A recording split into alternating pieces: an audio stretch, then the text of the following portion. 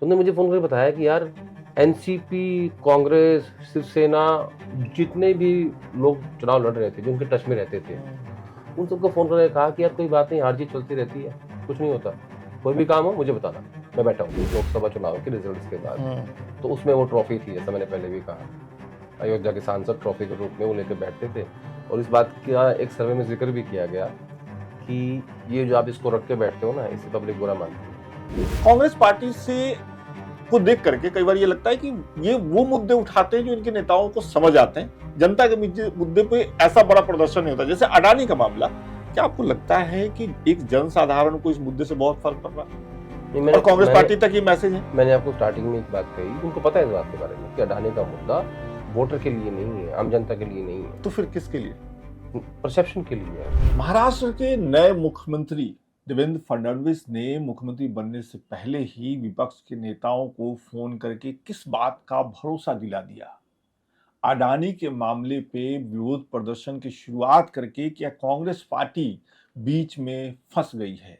India गठबंधन जो लोकसभा चुनाव के समय बना था, पिछले लोकसभा चुनाव के समय, अब उसकी स्थिति क्या है? क्या आने वाले दिनों में सिर्फ कांग्रेस पार्टी ही इस गठबंधन में अकेली रह जाएगी?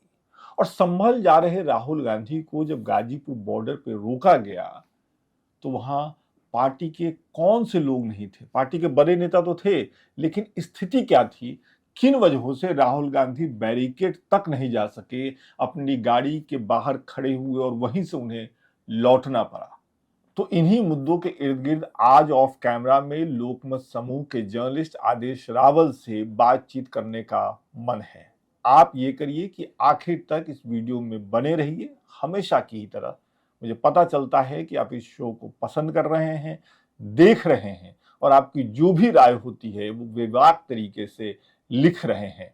आप एक्स पर भी लिखते हैं, यूट्यूब पर भी कमेंट करते हैं। करते रहिए और मुझे माफ करिए कि आज के शो में मैं आपके सवाल नहीं ला सका, लेकिन अगले शो में दुगने सवाल लेकर के आऊंगा। आपके ज्यादातर सवाल मैं लेकर के आऊंगा और उन सवालों पे चर्चा होगी हमेशा की तरह। शो देखिए।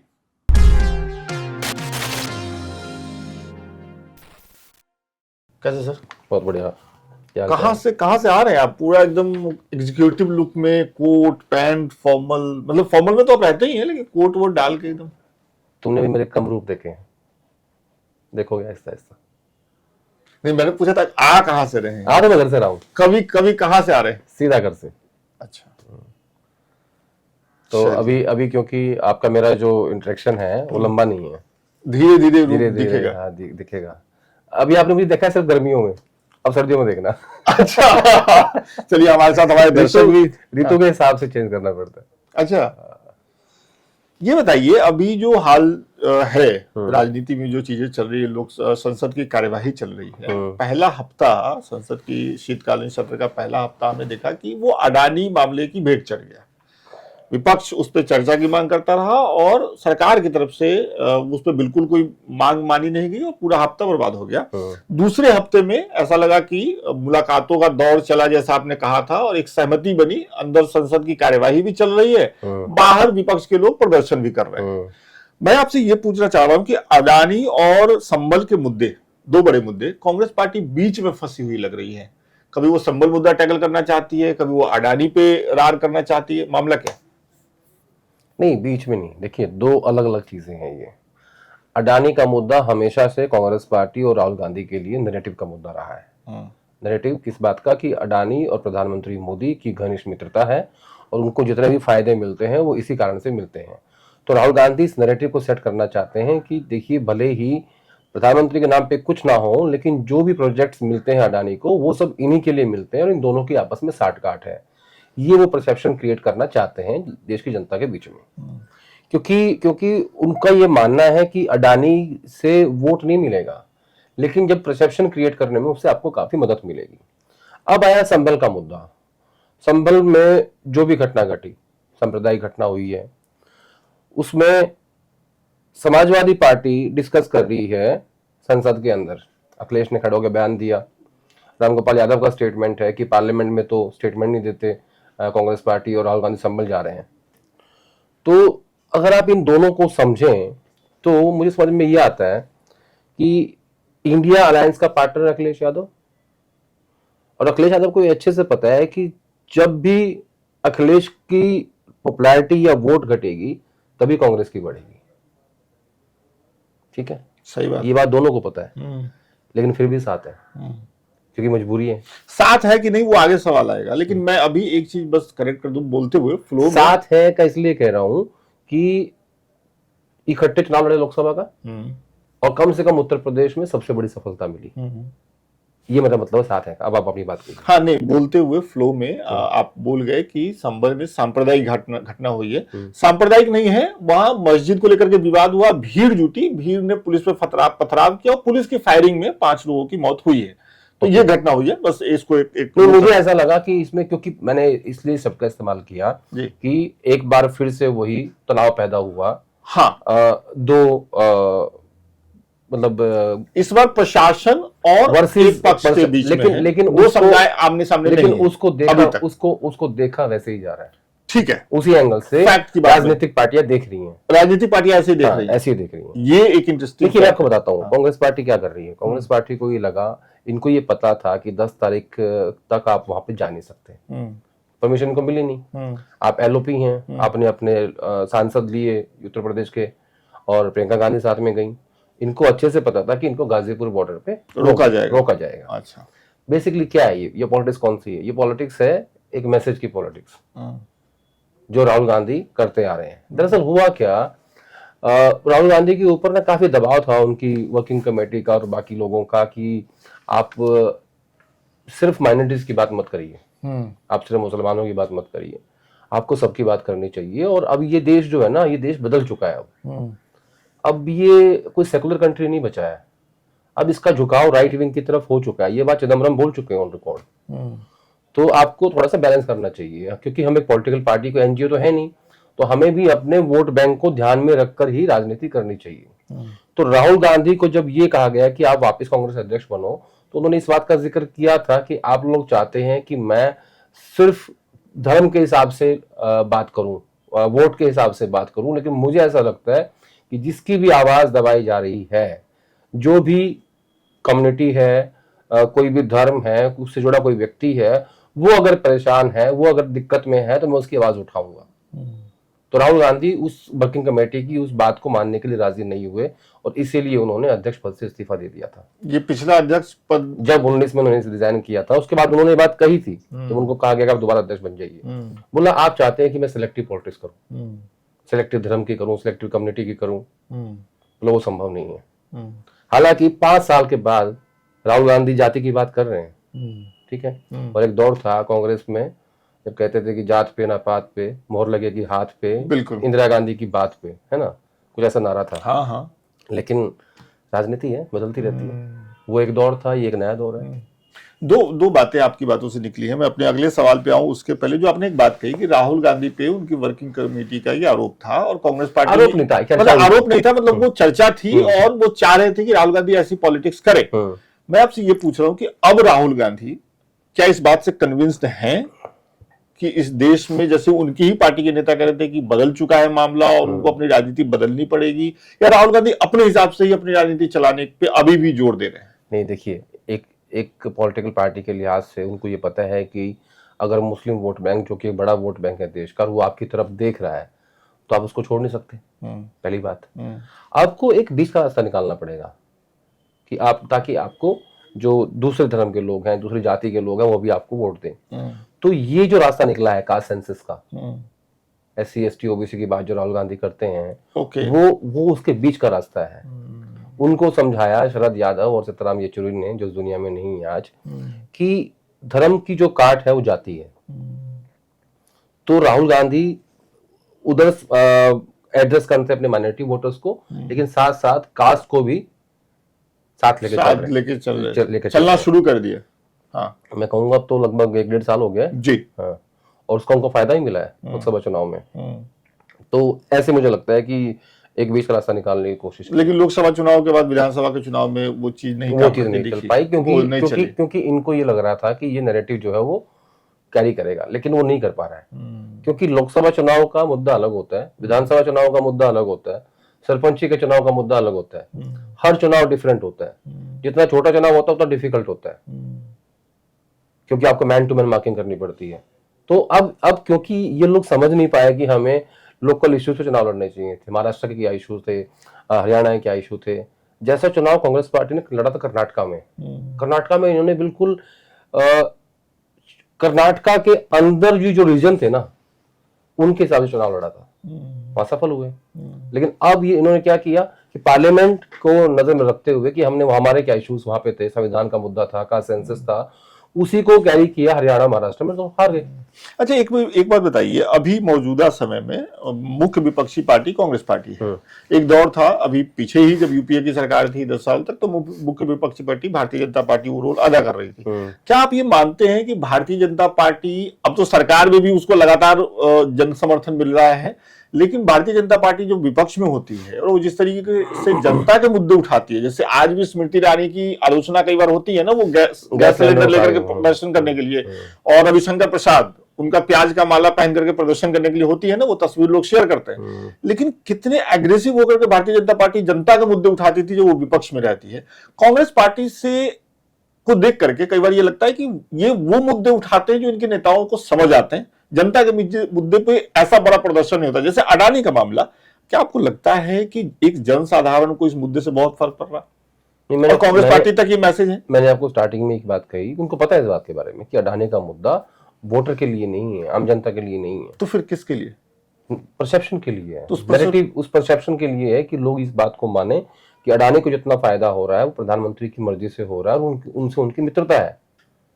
परसेप्शन देखिए, मनमोहन सिंह सरकार में चोरी हुई, कोयले में हुई, 2G में हुई, बाद में कोर्ट ने क्या फैसला सुनाया इसको कोई नहीं जानता, नहीं जानता, लेकिन परसेप्शन है, बन गया था, वो बन गया था ना। मोदी जी विकास पुरुष हैं, परसेप्शन है, कितना विकास हुआ पब्लिक को नहीं पता, परसेप्शन है। परसेप्शन पे ही देश चलता है, इमोशन पे चलता है और बेचारे पे चलता है। बेचारा इन द सेंस कि 2014 में जब मोदी जी आए तो एक गरीब माँ के बेटे थे जिनकी माँ बर्तन साफ करती थी और चाय बेचते थे, बेचारा। हिंदुस्तान की राजनीति हमेशा से ऐसी रही है। अब राहुल गांधी को दो लोग बेचारा नहीं मानते तो उनको सफलता नहीं मिल पा रही है। हाँ, जिस दिन मान लिया उस दिन उनको भी मिल जाएगी, देखते हैं। हाँ, आपका सवाल ये था कि मेरा सवाल ये था कि भारतीय जनता पार्टी जब विपक्ष में होती है तो जनता के मुद्दों को बहुत एग्रेसिवली उठाती है, कांग्रेस पार्टी वो नहीं करती। उसमें फर्क है। कांग्रेस पार्टी कायदे से ज्यादा विपक्ष में रही नहीं 2014 तक। अभी है ना, अभी 10 साल तो ये हो गए, 10 साल बीजेपी भी थी, ये 5 साल एक्स्ट्रा हो गए। विपक्ष की राजनीति भूल गई है पार्टी। नहीं, इनको आता ही नहीं। ये अपने कंफर्ट लेवल से बाहर नहीं निकलते। आज भी कई सारे नेता ऐसे हैं, लंबी लिस्ट है, ऐसे बिहेव करते हैं जैसे आज भी केंद्र के मंत्री हैं। मतलब नाम क्या लूं, छोड़ दो, ले लीजिए। एक तो ऐसे आदमी हैं, उनको मैंने फोन नहीं, किसी और ने फोन किया तो उन्होंने फोन नहीं उठाया और कुछ नहीं है, वो मंत्री भी नहीं रहा, एआईसीसी के अंदर कुछ किसी पद पे है। नेक्स्ट डे उनके ऑफिस से फोन आया कि आपने फोन किया था, मैं उनके ऑफिस से बोल रहा हूं। नेक्स्ट डे 24 घंटे बाद, किस संदर्भ में आपने फोन किया था? अरे भाई, तुम 10 साल से बाहर हो, 5 साल भी तय हो चुके हैं, 15 हो जाएंगे और उसके बाद भी गारंटी नहीं है, जमीन पे आ जाओ। ऐसे कई ऐसे बड़े नेता हैं जो आज भी अपने आप को वैसे ही बिहेव करते हैं जैसे वो तो मतलब ड्यूरिंग यूपीए थे। आदमी को आदमी नहीं समझते यार। तो इनको कोई फर्क नहीं पड़ता पार्टी का क्या हो रहा है। कांग्रेस, पता है पार्टी का बुरा हाल क्यों है? हर आदमी अपने लिए जीता है वहां, किसी को कोई मतलब नहीं है पार्टी से। बीजेपी में क्या है, एक आदमी ऊपर बैठा हुआ है, इसका नाम नरेंद्र मोदी है और बाकी सबको ना उसी लाइन पे रहना है। अगर नरेंद्र मोदी अगर एक ट्वीट करते हैं कि हर घर तिरंगा, तो पूरी पार्टी, पूरा संगठन, पूरी कैबिनेट, सारे मुख्यमंत्री हर घर तिरंगा। राहुल गांधी प्रेस कॉन्फ्रेंस करते हैं अडानी के ऊपर, उनका खुद का ट्वीट आता है, बाकी सोचते हैं देखते हैं कर लेंगे, 2-4 और कर देंगे बस, नए वाले, अभी कोई नहीं करता। ये फर्क है। कांग्रेस पार्टी इंडिविजुअल्स की पार्टी है, वहां विचारधारा, संगठन सब अपना अपना देखते हैं, वहां किसी को पार्टी से मतलब नहीं है। ये फर्क है, इसलिए इसलिए बीजेपी आज जहाँ पे है उसका कारण ये है। और इनको लगता है कि एक दिन ऐसा आएगा कि जनता फेड अप हो जाएगी बीजेपी से और हमें जिता देगी। और ये बात जयराम रमेश ने, मैं फिर दोहरा रहा हूँ, 2016 में मुझे याद है कि एक न्यूज रूम में कही थी यही बात कि जनता खुद ही थक हार करके हमें दे देगी। और अगर ऐसा सोचते हैं तो बहुत गलत सोचते हैं। खैर, उनका अधिकार है सोचने का। तब तक जयराम रमेश की आयु 100 साल हो जाएगी। हाँ बिल्कुल, उनको सोचने का अधिकार है। चलते हैं, अभी संसद के सत्र से ही अगला सवाल मेरा है। मॉनसून सत्र हमने देखा, और मॉनसून सत्र में विपक्ष की तरफ का जो अगला बेंच होता है, पहला बेंच होता है मैं कहूंगा, उस पे राहुल गांधी, उनके बगल में अखिलेश यादव और उनके बगल में अयोध्या से जीते हुए सपा के सांसद बैठे रहते थे। संसद के बाहर भी ये तीनों साथ में दिखते थे, संविधान की कॉपी दिखती थी। भाई साहब, शीतकालीन सत्र में ये पूरा माहौल ही बदल गया है। अखिलेश यादव और अवधेश जी कहीं और बैठे रहते हैं, राहुल गांधी कहीं और, बाहर कोई मिलना जुलना नहीं। तो क्या माना जाए, राहुल गांधी और अखिलेश यादव की दोस्ती खत्म? नहीं, राजनीतिक दोस्ती की बात कर रहा हूँ। नहीं, राजनीतिक लोगों की दोस्तियां राजनीतिक ही होती हैं, व्यक्तिगत तो होती नहीं है। ठीक है। और तब क्या था, वो पहला सेशन था लोकसभा चुनाव के रिजल्ट्स के बाद, तो उसमें वो ट्रॉफी थी, जैसा मैंने पहले भी कहा, अयोध्या के सांसद ट्रॉफी के रूप में वो लेकर बैठते थे, और उससे सामने वालों को, सत्ता पक्ष को थोड़ी तकलीफ होती थी, और उसके बहुत मीम्स भी बने, उसके ऊपर बहुत स्टैंड अप कॉमेडियन ने भी कमेंट्स किए, है ना, वो सब कुछ हुआ। लेकिन उस बात का एक नेगेटिव सेंटीमेंट भी गया हरियाणा के इलेक्शन में। क्या? और इस बात का एक सर्वे में जिक्र भी किया गया कि ये जो आप इसको रख के बैठते हो ना, इससे पब्लिक बुरा मानती है। ये कांग्रेस के सर्वे में दिखा। एक सर्वे में एक ऐसा बताया गया कि ये जो इसको साथ में रख के बैठते हैं ना, मुझे ये नहीं पता उसके कारण उनको साथ नहीं बैठा रही है, मुझे ये नहीं पता। लेकिन एक मुझे किसी व्यक्ति ने बताया कि इनको जो बार बार इस चीज को सेलिब्रेट कर रहे थे, अयोध्या वाले को, अयोध्या की जीत को, उससे कुछ सेलेक्टिव हिंदुओं में एक नेगेटिव इंप्रेशन गया है कि जीत तो गए हैं, लेकिन इसका जो प्रचार प्रसार हो रहा है उससे हिंदुओं को बुरा लग रहा था, कुछ सेलेक्टिव। तो वो कारण तो मुझे लगता नहीं है, लेकिन मुझे लगता है कि क्योंकि वो पहला सेशन था लोकसभा चुनाव के बाद, इसलिए अवधेश प्रसाद सिंह को वो साथ लेकर बैठते थे, और वो बार बार जैसे ही उनका नाम लेते थे वो भी खड़े होकर प्रणाम कर देते थे, सांसद जी भी। तो वो उसी का कारण है, कोई ऐसी बात नहीं। इसके पीछे ये तो वजह नहीं है, हरियाणा में गठबंधन नहीं हुआ, सपा चाह रही थी, फिर उसके महाराष्ट्र नहीं, फिर उत्तर प्रदेश के बाई इलेक्शन में भी तो आपने सारी सीटें ली ना। हाँ, वही मैं कह रहा हूँ। तो ये भी वजह तो नहीं है? नहीं, ये बहुत छोटी वजह होती है ये। अच्छा, ये मायने नहीं, बड़ी वजह नहीं होती। देखो, इनका जो मेन मकसद था इंडिया अलायंस का, वो था लोकसभा चुनाव। उसमें ये इतने सफल जरूर रहे कि इन्होंने बीजेपी को बहुमत से रोक दिया, और खुद की सीटें भी उनके आसपास ही लेके आ गए। आज विपक्ष के पास एलओपी का पद भी है, विपक्ष मजबूत भी है। जब खड़े होते हैं या प्रोटेस्ट करते हैं पार्लियामेंट के अंदर या पार्लियामेंट की परिसर में, तो एक स्ट्रॉन्ग मैसेज भी जाता है। ठीक है ना। आज आप उनको मतलब अनदेखा नहीं कर सकते। तो वो एक मकसद था इंडिया अलायंस बनाने का, उसमें मैं कहूंगा ये कामयाब हुए हैं। लेकिन अब जब अडानी वाला इशू आता है पार्लियामेंट में, तो टीएमसी के लोग साथ नहीं देते, केरला लेफ्ट के लोग साथ नहीं देते, क्योंकि हर स्टेट में उसकी उनकी इन्वेस्टमेंट है और सबकी समस्याएं हैं। अब शायद परसों ही सुधीर बंदोपाध्याय के पास राहुल गांधी गए थे, उन्होंने कहा कि यार आप लोग आए नहीं, बोले हमें बुलाया नहीं किसी ने। तो उन्होंने पूछा वेणुगोपाल से, आपने क्यों नहीं बुलाया इनको? बोला सर रात को 10 बजे फैसला हुआ था, हम बता नहीं पाए। और जबकि राजनीतिक लोगों के लिए 10 बजे कुछ भी नहीं होता, वो लोग तो देर तक जागते हैं, रात भर फोन पे बातें होती रहती हैं, जो भी होता है। तो इस तरीके का कोऑर्डिनेशन चल रहा है, जबकि वो नहीं आएंगे, उनको पता है वो नहीं आएंगे, सबको पता है, लेकिन उन्होंने ये कह दिया कि हमें नहीं बुलाया गया। तो ये हर स्टेट में गौतम अडानी की इन्वेस्टमेंट्स हैं, इनकी भी मजबूरी है और स्टेट्स की मजबूरी है, वो क्या करें। इसी से मेरा अगला सवाल था, मैंने लिखा हुआ था कि इंडिया गठबंधन जो है, जो लोकसभा चुनाव से पहले बना, बड़े जोर शोर से बना, और ये कहा भी गया कि जो नतीजे आए वो गठबंधन की वजह से ही आए, जो विपक्ष के पक्ष में आए और सत्ता पक्ष की जो कुछ सीटें घटी।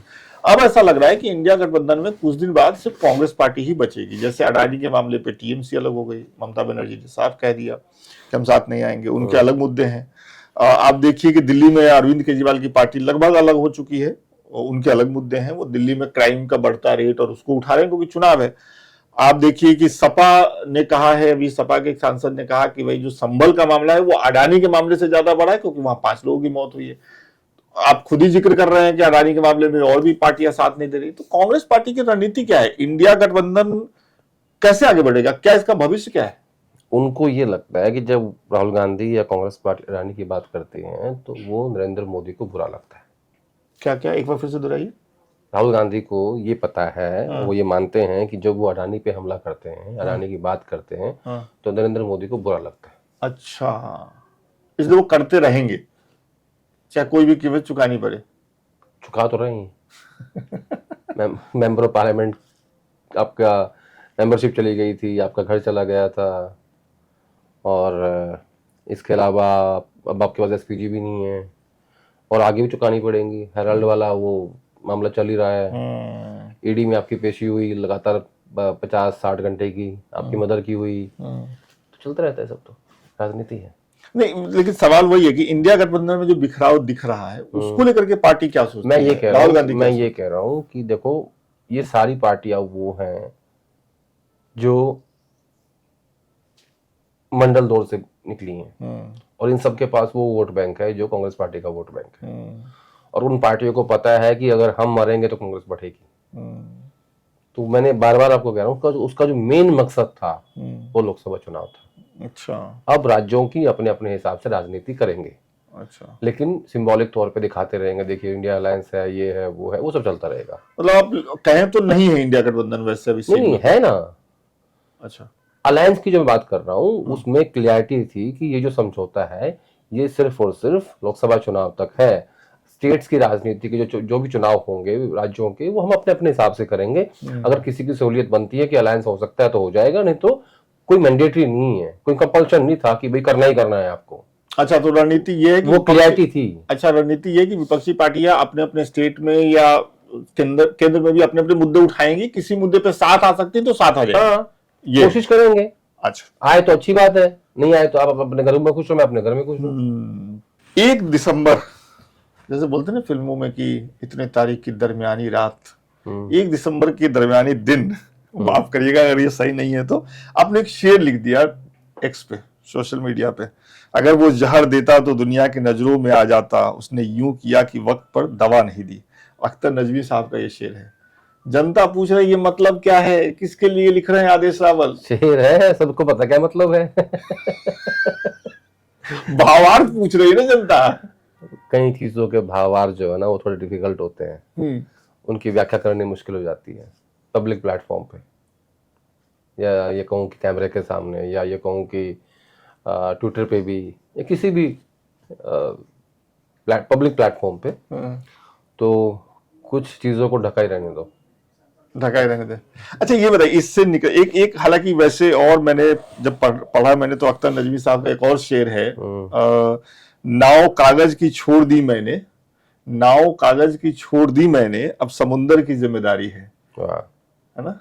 ये भी मुझे फिट लग रही है कांग्रेस पार्टी पे कि जनता देख ले, जब जिताना होगा तो जिता देगी, हम अपनी पार्टी लेकर के हैं। अच्छा, मुझे लेकिन हाँ इतना बोल सकता हूँ कि जिसके बाद जो मैंने वो शेर लिखा है, जिसके लिए लिखा है उसको पता है। अच्छा, अच्छा, इस शेर से अलग मैं आपसे ये पूछना चाहता हूँ, क्योंकि आप एक्स पे लिखते हैं, जब भी कुछ लिखते हैं तो मैं देखता हूँ कमेंट्स, जनता उसके मतलब पूछ रही होती है, आप राजनीतिक पार्टी को सालों से कवर कर रहे हैं राजनीतिक गलियारे में, कई बार ऐसा भी होता है कि आदेश रावल ने कोई बात बहुत हल्के मिजाज से कही हो, ऐसे ही कही हो, नॉर्मल कही हो, जैसे आपने मुझसे कहा कि चल विकास में आता हूं तो तुझे देख लूंगा, अब जनता जो वहां 4 बैठी है उसने मतलब ले लिया कि भाई इसके तो कोई और मतलब हो सकते हैं, कहीं से कोई जानकारी मिली हो, ऐसा भी होता है क्या कभी? एक्चुअली है क्या कि मेरी मैक्सिमम चीजों के राजनीतिक मायने ढूंढे जाते हैं, मैक्सिमम क्या, सारी बातों के। अच्छा, लोग मेरी हर बात को ऐसा सोचते हैं कि जो उसने लिखा है इसका कोई ना कोई राजनीतिक पहलू है, और ये इन्होंने किसी के लिए लिखा है, क्योंकि मैं अक्सर जो भी चीजें लिखता हूँ उसमें नाम नहीं लिखता। हाँ, नहीं लिखते आप। मेरी कोशिश ये रहती है, लेकिन मेरी कोशिश ये भी रहती है कि मैं बिना नाम लिखे जनता को समझा दूं कि ये किसके बारे में है, मेरी कोशिश ये भी रहती है। लेकिन एक बार नहीं, बहुत बार ऐसा हो चुका है कि मैंने कोई चीज ऐसे ही लिखी, लेकिन उसमें भी लोग जो है राजनीतिक मायने ढूंढते हैं। मतलब पता नहीं क्यों मुझे इतना ज्यादा जोड़ दिया राजनीति से, ये मुझे नहीं पता। आप राजनीति कवर करते हैं, राजनीति कवर तो बहुत लोग करते हैं, लिखते भी बहुत लोग हैं, ऐसा नहीं है, लेकिन सारी बातों में राजनीति थोड़ी होती है। लेकिन मुझसे एक्सपेक्ट ये करते हैं लोग, जो मुझे पढ़ते हैं, जो फॉलो करते हैं, जो मुझे पढ़ते हैं, जो मुझे सुनते हैं, जितने भी लोग हैं, जो सहमत होते हैं, और मैं उनका धन्यवाद भी करता हूँ। उनके कारण ही हम यहाँ पे हैं, बिल्कुल, कि वो मुझसे एक्सपेक्ट ये करते हैं कि कर इन्होंने ये शेरो शायरी करी है तो उसको राजनीतिक मायने है। हाँ तो ठीक ही करते होंगे। चलिए, जो सोचते हैं अच्छी उनको बात, उनको ज्यादा पता है हमसे। ज्यादा पता है ना। चलिए, ये दर्शकों का प्यार है और दर्शकों के लिए आदेश जी का प्यार है। आपने लिखा महाराष्ट्र के जो नए मुख्यमंत्री बने हैं, जो लौट के आए हैं समंदर पे, जाते समय उन्होंने कहा था कि किनारे पे घर मत बना लेना, उनके बारे में आपने ट्वीट किया कि आपको किसी ने बताया कि उन्होंने अपने विरोधियों को फोन किया। आगे की कहानी आप खुद बताएंगे तो ज्यादा बेहतर होगा। और मेरे आजकल क्या है ना, बहुत सारे कांग्रेसी आजकल डिफरेंट डिफरेंट पार्टीज में हैं। आपके सोर्स भी चले गए हैं बीजेपी में बहुत सारे। तो मेरे एक मित्र हैं, वो एमएलए हैं वहां से, तो उन्होंने बताया कि देवेंद्र फडणवीस बहुत बड़े दिल का आदमी है। और ये कल की बात नहीं है, ये बात पुरानी है, मतलब रिजल्ट आने से पहले की बात है। वो तुम मुझसे बात कर रहे थे, बोला कि यार बड़े दिल का आदमी, सबको अप्लाइज कर रखा है उसने, जितने भी नेता हैं अक्रॉस द पार्टी लाइंस, जितने भी जो उनके पास चला जाता है वो मना नहीं करते किसी को, सबके काम करते हैं। मगर यार फिर तो अगर ऐसा आदमी है इस एज में, और वो भी ब्राह्मण, बैक बाय आरएसएस, भाई संघ की शुरुआत किसने की थी? मतलब वही ब्राह्मण जी जी जी। हाँ, तो मैं कहा इसको लंबी रसा घोड़ा है भाई ये तो। तो मैं उनसे चर्चा कर रहा था, मैंने कहा यार अगर देवेंद्र फडणवीस को मुख्यमंत्री नहीं बनाया तो उनका फिर ये कंटेंडर बन जाएंगे राष्ट्रीय अध्यक्ष के। तो उनको बना दिया। तो उन्होंने मुझे फोन करके बताया कि यार एनसीपी, कांग्रेस, शिवसेना, जितने भी लोग चुनाव लड़ रहे थे, जो उनके टच में रहते थे, उन सबको फोन करके कहा कि यार कोई बात नहीं, हार जीत चलती रहती है, कुछ नहीं होता, कोई भी काम हो मुझे बताना, मैं बैठा हूं। और तब तक वो सीएम ना अनाउंस हुए थे और बनेंगे तो आज ही। हाँ, अनाउंस तो कल ही हुआ है कायदे से। उनका कॉन्फिडेंस देखो कि वो आदमी कह रहा है कि यार कोई बात नहीं, तुम भले दूसरी पार्टी के हो, कोई भी काम हो मेरे पास आना, मैं बैठा हूँ, हार जीत चलती रहती है। तो देखो कितना दूरदर्शी आदमी है। बिल्कुल। और नेता बड़ा वो नहीं होता जो अपने लोगों का काम करता है। हाँ। नेता बड़ा होता है जो दूसरों का काम करता है। बिल्कुल बिल्कुल बिल्कुल। और ऐसे नेता बहुत कम होते हैं, बहुत कम होते हैं। आपने आजकल आप भारतीय जनता पार्टी के अंदर की खबरों को भी और उसका विश्लेषण करने का भी में भी लगे हुए हैं। आप पहले भी करते रहे हैं, लेकिन अभी थोड़ा ज्यादा मैं देख रहा हूँ। अभी आपने भारतीय जनता पार्टी में राष्ट्रीय अध्यक्ष कौन होंगे, क्या समीकरण होगा, क्या मामला है, उसको लेकर के भी एक पे पोस्ट किया है। तो मुझे लगता है हमारे दर्शकों के लिए भी थोड़ा सा उसको अगर आप देखिए, मैंने इसलिए लिखा बीजेपी के बारे में कि लोग मुझसे उम्मीद करते हैं कि भाई आप एक ही पार्टी भी ज्यादा क्यों लिखते हो, जबकि मेरा एक्सपर्टाइज है वो। लेकिन जो चीजें मुझे समझ में आती है उसमें लिख देता हूँ मैं बीजेपी के ऊपर भी। मैंने इसलिए लिखा कि जब देवेंद्र फडणवीस महाराष्ट्र के मुख्यमंत्री बन गए तो अब वो बाहर हो गए हैं राष्ट्रीय अध्यक्ष की रेस से। मेरे मन में एक चीज आई जी, और इस बात को आप ध्यान से सुनिएगा। अगर देवेंद्र फडणवीस राष्ट्रीय अध्यक्ष बन जाते अभी, तो अगले 3-4 साल में प्रधानमंत्री मोदी के उत्तराधिकारी बन जाते, सिर्फ 3-4 साल में जी। लेकिन अब वो चीफ मिनिस्टर बन गए, तो कम से कम 5 साल तो नहीं, और कम से कम 2029 तक तो नहीं है। ठीक है, तो एक तरीके से दिल्ली में बैठे स्ट्रैटेजिस्टों ने उनको थोड़ा सा लंबा ब्रेक दे दिया सीएम बना के। मैं इसको ऐसे सोच रहा हूँ। अब बात आएगी राष्ट्रीय अध्यक्ष की। अब 2 लोग आते हैं, धर्मेंद्र प्रधान, भूपेंद्र यादव। ये दोनों नजदीकी माने जाते हैं अमित शाह के, और दोनों ओबीसी हैं। और ओबीसी होने के साथ साथ ओबीसी की राजनीति बहुत ठोक बजा के करते हैं, छुपाते नहीं है। तो उधर प्रधानमंत्री मोदी ओबीसी हैं, तो इन दोनों की ओबीसी की बनने की संभावना कम हो जाती है। फिर आते हैं सीआर पाटिल, जो कि काफी क्लोज है प्राइम मिनिस्टर के। लेकिन सीआर पाटिल को बनाएंगे तो फिर बात आएगी कि यार तीनों गुजराती, राष्ट्रीय अध्यक्ष भी, होम मिनिस्टर भी और प्रधानमंत्री भी, संभावना उनकी भी कम हो जाती है। ये मेरा एनालिसिस है। जी जी जी। अब बचे अगेन पीएम के नजदीकी मनोहर लाल खट्टर, और संघ के भी नजदीकी हैं, और पुराने दुख सुख के साथी हैं पीएम के। तो मुझे लगता है वो एक स्ट्रॉन्ग कंटेंडर बन के उभरे हैं महाराष्ट्र के मुख्यमंत्री की घोषणा होने के बाद, अध्यक्ष पद के लिए। इसलिए मैंने लिखा था वो। तो ये मेरी एक कैलकुलेशन थी कि अगर ये नहीं तो ये, तो क्या होगा इसमें। देवेंद्र फडणवीस के जो आप प्रधानमंत्री पद के दावेदार होने वाली जो बात आप कह रहे थे, मुझे लगता है कि अगर वैसा होता भी तो उनको योगी आदित्यनाथ से कंप्लीट करना पड़ता, क्योंकि बहुत तेजी से नहीं योगी नहीं आदित्यनाथ नहीं नहीं नहीं, आपने पूरा नहीं पढ़ा हुआ। मैंने क्या लिखा उसमें, हाँ मैंने ये लिखा कि प्रधानमंत्री मोदी के 3 उत्तराधिकारी बन रहे हैं, सक्सेसर। हाँ वो आपने लिखा, मैं वही कह अमित शाह हाँ नंबर 1, हाँ नंबर 2 योगी जी, हाँ नंबर 3 फडणवीस। हाँ लेकिन फडणवीस और योगी जी को संघ का आशीर्वाद प्राप्त है। हाँ दोनों की आयु 54 साल है। हाँ दोनों सेकंड टाइम चीफ मिनिस्टर हैं, ठीक है, आयु साथ में है, सेकंड टाइम चीफ मिनिस्टर है, तो इतने बड़े स्टेट के, यानी एक उत्तर प्रदेश एक महाराष्ट्र, तो ये इनको ज्यादा एलिजिबल बनाता है instead of any other BJP candidate. अब जो लड़ाई चल रही है ना, ये लड़ाई अब इस बात की है कि मोदी के बाद कौन। हाँ ये सवाल तो उठ ही रहा है ना। तो बेसिकली संघ ने तैयार कर दिया है 2 लोगों को, योगी आदित्यनाथ और देवेंद्र फडणवीस को। ये सक्सेसर है प्राइम मिनिस्टर मोदी के। ये दृश्य तैयार हो रहा है, जो दिखाई दे रहा है। जी। भाई हम तो स्टूडेंट है पॉलिटिक्स के, ठीक है, जितना हम लोग रोज देखते हैं समझते हैं उसी में चीजें निकालते हैं, और उसी में निकाल के आपके दर्शकों को बताते हैं कि भैया ये चल रहा है देश में। अध्यक्ष की कुर्सी तो कांग्रेस पार्टी में भी मतलब खाली होने वाली है अगले कुछ सालों में, 2 साल में मेरे ख्याल से। अभी 3 साल है, 3 साल में, अक्टूबर में 2 साल पूरे हुए खड़गे जी के। हाँ 2027 में इनका कार्यकाल पूरा हो जाएगा, और 1 साल पहले इनको संगठन के चुनाव की घोषणा करनी पड़ेगी, और फिर वो चुनाव होते होते 1 साल लेगा, और 27 में कांग्रेस पार्टी को नया अध्यक्ष मिलेगा। तो क्या है वहां, क्या रणनीति बनेगी, वहां का क्या विश्लेषण आपका कहता है कि चुनाव होगा, घोषणा होगी, ये सारी बातें तो है ही, लेकिन राहुल गांधी फिर से बन सकते हैं 2 साल, क्योंकि 27 में अध्यक्ष की कुर्सी खाली होगी, 29 में फिर लोकसभा का चुनाव आएगा। देखिए इसमें ऐसा है, राहुल गांधी ने जिस हिसाब से कांग्रेस अध्यक्ष पद वापिस लेने से इनकार कर दिया था, मुझे संभावना कम लगती है कि वो वापिस अध्यक्ष बनेंगे। ये मेरी व्यक्तिगत समझ कहती है। अब फिर सवाल ये उठता है कि भाई फिर कौन बनेगा। क्या खड़गे जी का ही कार्यकाल रिपीट किया जाएगा, सबसे पहली बात। दूसरी बात, क्या खड़गे जी के अलावा कोई दूसरा गांधी परिवार के बाहर का व्यक्ति अध्यक्ष बनाया जाएगा? प्रियंका गांधी बाहर का, गांधी परिवार से बाहर का। अच्छा माफ करिए, ठीक है।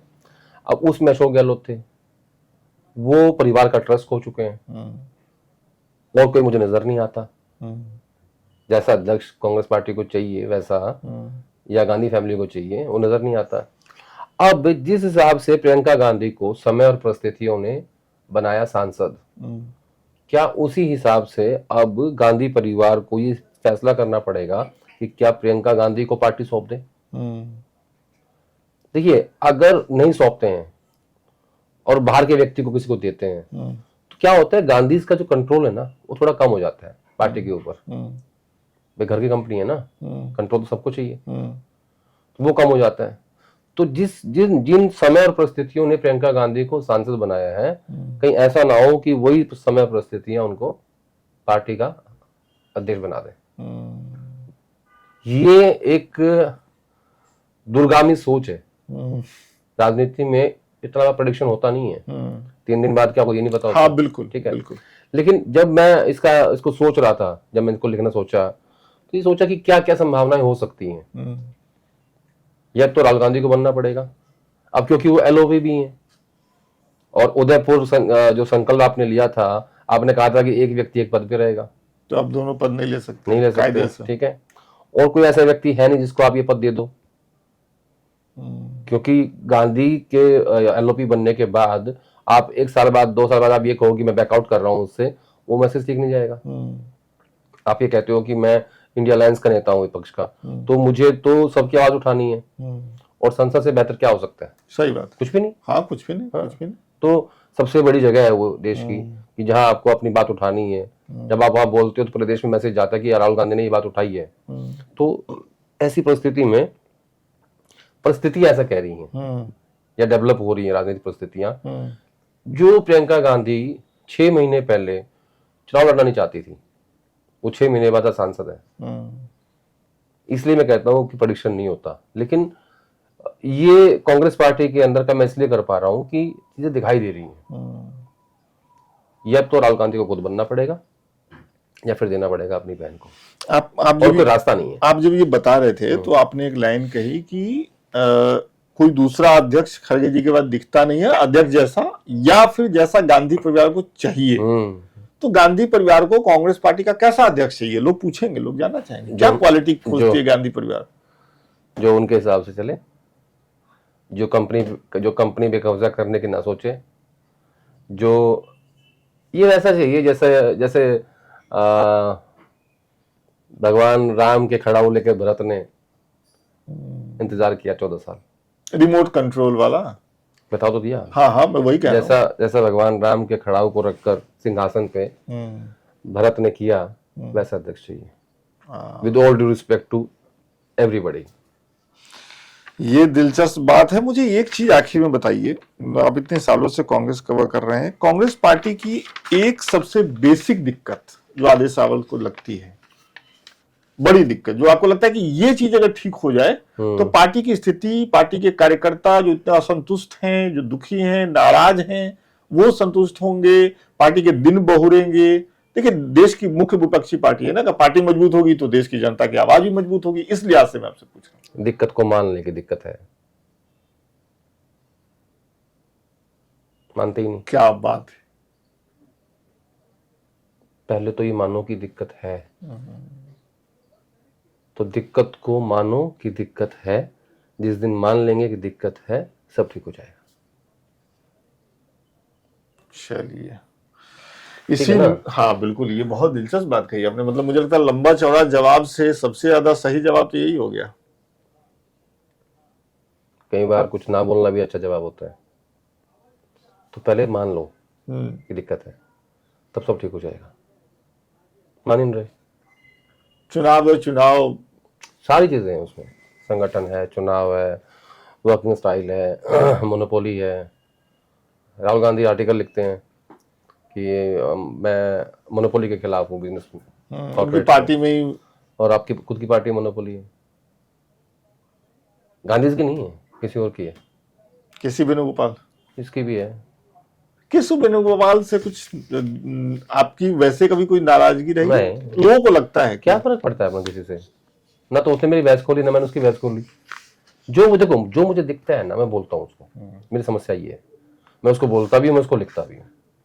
अब लोग उसको फिर समझते हैं कि नहीं यार, ये तो उसका सब कुछ पर्सनल चल रहा है। मेरा किसी को ये समस्या नहीं है, ये हमारे पेशे की अच्छी बात नहीं, मेरी समस्या ये है कि एक बार मुझे फोन आया किसी का, यार तुम ना यार ऐसा मत किया करो, तुम मत लिखा करो, ये वो मत किया करो। मैंने कहा यार देखो, रहा नहीं जाता उससे। जो बात सही है वो सही है, जो गलत है वो गलत है। और मैं कहा, मुझे जितने लाखों लोग पढ़ते हैं, मैं डाटा चेक कर रहा था ट्विटर का, मुझे एक साल में लगभग 18 करोड़ लोगों ने पढ़ा है। क्यों पढ़ते हैं वो? मैं उन्हें निराश नहीं कर सकता। वैसे तो ये निजी सवाल है, लेकिन पे आउट भी तो आता होगा ट्विटर से? बहुत कम आता है। अच्छा, अगर जितना यूट्यूब का आता है ना, उतना आ जाता। तेरा मर्सिडीज में आता। ज्यादा आएगा भाई। एक आखिर सवाल, अभी राहुल गांधी संभल जा रहे थे, आपने संगठन वाली बात कही थी, मुझे ध्यान आ गया आपको वो ट्वीट भी, कि आपने बड़े ही सटल तरीके से लिखा। आपने कहा कि राहुल गांधी जा रहे थे, संगठन मंत्री उनके साथ थे, लेकिन संगठन नहीं था और इसकी कमी क्या था, ये लोग कल संभल जाने की कोशिश की तो गाजीपुर बॉर्डर पर रोक दिया। तो गाड़ी में प्रियंका गांधी, राहुल गांधी और केसी वेणुगोपाल थे। पहली बात तो बताता हूँ एक और। हाँ प्लीज। ऐसे संगठन महासचिव केसी वेणुगोपाल हैं, पहले कांग्रेस पार्टी के ऐसे संगठन महासचिव हैं जो हमेशा साथ रहते हैं गांधी परिवार के। राहुल गांधी के साथ रहते हैं हमेशा, और जहां मौका लगता है प्रियंका गांधी के साथ रहते हैं हमेशा। ये पहले हैं, संगठन का काम छोड़ के बाकी सब करते हैं। जनार्दन द्विवेदी थे, कभी नहीं हमने देखा कि वो कहीं साथ में गए हो सोनिया गांधी के। अशोक गहलोत थे, कभी नहीं देखा हमने कि वो कभी साथ गए हो। वेणुगोपाल अपना स्पेस छोड़ता ही नहीं है खाली, कहीं कोई और न घुस जाए उसमें। तो क्या कारण है? हाँ, तो उस पर आता हूँ अब। तो कायदे से क्या होना चाहिए था कि राहुल गांधी जा रहे हैं तो आपके अब वहां उस बॉर्डर पे दिल्ली प्रदेश कांग्रेस कमेटी, उत्तर प्रदेश कांग्रेस कमेटी, दो राज्यों की कांग्रेस कमेटियां, यूथ कांग्रेस, एनएसयूआई, महिला कांग्रेस, ठीक है। कम से कम आप इन सब लोगों को फोन करके कहते कि भैया आप लोगों को मोबिलाइज करना, हमारे नेताजी जा रहे हैं। आपको पता था कि हमें गाजीपुर बॉर्डर पे ही रोक देंगे। इतने लोग भी नहीं थे वहां पे कि राहुल गांधी अपनी गाड़ी से उतर के बैरिकेड से चला जाए। बैरिकेड से 500 मीटर पहले ही रोक दिया था। इतने लोग भी नहीं थे। क्या और पार्टी इसीलिए चला फिर रहे हो? उनको लौट के आना पड़ा। नहीं, लौट के तो आना ही था, वो तो सिक्योरिटी कारण थे। हाँ, वो तो डीजीपी ने राहुल गांधी से बात करी, हाँ। एसपी ने बात करी कि सब मतलब ठीक नहीं, जो भी बातचीत हुई, क्योंकि वो एलओपी है। नहीं, मेरे कहने का मतलब ये कि अगर संगठन के और कार्यकर्ता वहां पे होते, थोड़ा माहौल बढ़ता तो थोड़ी देर माहौल तक बनता, बैरिकेड तक जाते, थोड़े अच्छे विजुअल बनते, एक आधी मीडिया की बाइट हो जाती, भाषण हो जाता, संभावना तो बहुत सारी थी ना। नहीं हो पाया, तो था ही नहीं वहां। मुश्किल से मेरे हिसाब से 100-150 लोग होंगे। 100-150 लोग थे। और ऊपर से उनमें से कई लोग ऐसे थे कि जो नोकीली चीज लेके आए होते, इतनी लंबी लंबी, ठीक है। और कई पत्रकारों के यहाँ पे ऐसे मारे। मेरे एक दोस्त हैं, यंग लड़का है काफी, उसने मुझे दिखाया, 3 मारे उसको एक ही जगह पे, यहाँ पे कमर पे। अच्छा जी। बताओ क्या हो रहा है, समझ से बाहर है। उसने मुझे दिखाया, उसको खून निकला हुआ है। मैंने कहा तू जल्दी डॉक्टर के पास जा और इंजेक्शन लगवा टेटनस का, पहले तो कवरेज तो होती रहेगी। लेकिन ये वो देख पाए कि वो कांग्रेस के ही लोग थे या कोई और भीड़ में आकर वही अब ये तो कौन आइडेंटिफाई कर सकता है, वो भीड़ थी, वो किसी बाहर के लोगों ने भेज दिए थे, या वो कांग्रेस की थी, तो नहीं कह सकते। नहीं कह सकते, वो लगा ही उनको। ये तो एलिमेंट्स होते हैं, ये उनको लगी चोट वहां पे, ये उनको पता है। वो तो मुझे पता है। तो बहुत सारी चीजें होती हैं, लेकिन हमारा मेन सवाल ये था कि वहां पे इनके लोग नहीं पहुंच पाए। हाँ। जो हम बार बार कहते हैं कि पार्टी को संगठन पे काम करना चाहिए, वही संगठन आपको आपके वोटर को बूथ तक लेके जाएगा, वही संगठन आपके नेता के लिए खड़ा होगा। तो वो जो मैं बार बार कहता हूँ, जो फिर लोग कहेंगे कि वेणुगोपाल से कुछ पर्सनल चल रहा है, कुछ नहीं चल रहा। पर्सनल कुछ नहीं है, नहीं, जो दिखता है आदेश रावल को वो बता देते हैं। साफ बोल देता हूँ, मेरा किसी से कोई पर्सनल नहीं है। और अच्छा, मेरी एक और समस्या है, पर्सनल है तो मैं सामने निपटा भी लेता हूँ। अच्छा। हाँ भाई, रोटी अपनी खाते हैं घर से, डरना किस बात का। सही बात। तो कुछ किसी से मेरा कोई पर्सनल नहीं है। हाँ। मैं जो दिखेगा वो बोलूंगा, चलिए, मुझसे रहा नहीं जाता। ऐसे 18 करोड़ लोगों का भाई साहब, उनको जवाब देना है। जवाब देना है ना। नहीं, जवाब देते रहिए। और 18 करोड़ का परिवार और बढ़ रहा है। हमारे एपिसोड भी लोग काफी पसंद कर रहे हैं। अभी इस बार मैं अपने पाठकों के सवाल आपके लिए नहीं ला पाया, क्योंकि मुझे समय नहीं मिल पाया सवाल निकालने के। लेकिन एक दिलचस्प बात, लेकिन अगली बार उनका सवाल ऐड करना। मैं बिल्कुल ऐड करूंगा, मैं इसीलिए बता रहा हूँ। लेकिन एक दिलचस्प बात बताऊं, आप तो कार से घूमते हैं, गाड़ी से जाते हैं, मैं मेट्रो से चलता हूँ, सार्वजनिक वाहन से। तो मेट्रो असली फकीर तुम हो।